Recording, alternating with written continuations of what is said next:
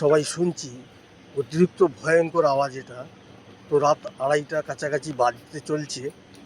কি একটা মনে আমার সন্দেহ হলো যে জিনিসটা কি, আমি নিজের চোখে দেখতে চাই।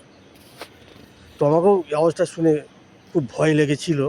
তো এই জন্য আমি এটাকে ক্যামেরা আমি রেকর্ড করার জন্য আমি সিদ্ধান্ত নিয়েছিলাম।